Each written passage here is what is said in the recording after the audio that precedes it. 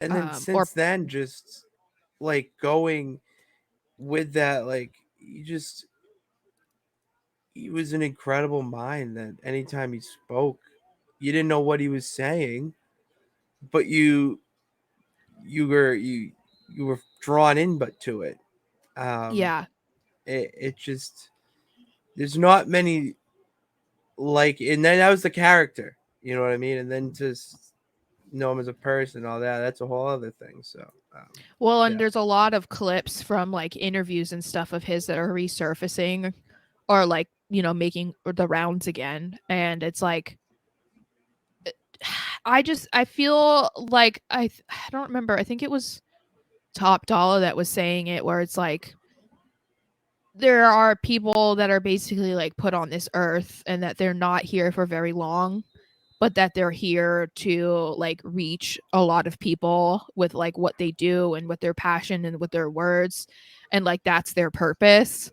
And it feels like that was what his purpose was, because like he had quite a short career compared to other legends that accomplish as much as he did in 10 years, a little over 10 years. And like he's easily one of the best ever, and it's because of, not just because of everything that he accomplished, like what's on his resume, but it's like what he had between in his skull, in like his his mind, brain, his just creativity. Like that is something that I think that we're going to miss the most, is that like there's not going to ever be another Bray Wyatt.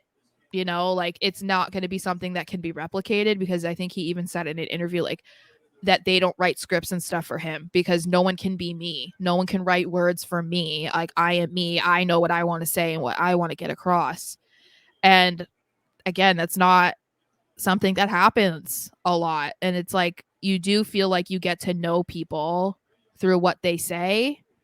yeah. And I think that was the thing that, as I was saying, oh my gosh, okay, that was what I was saying to you before, is I was a big Bray Wyatt fan before, but through his last return, the return promo that he had where he's like crying in the ring and talking about how rough his last year had been, that was when I think that I really like saw him differently, Yeah. because it was just a lot more of a relatable side of him that you could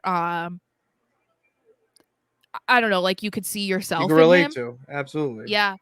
And so yeah, I think that's why also it's like hitting me hard, because you finally got to see a little bit who Wyndham was in that moment, even if it was a little bit obviously a work at the same time. But it was Yeah. like what he was saying wasn't.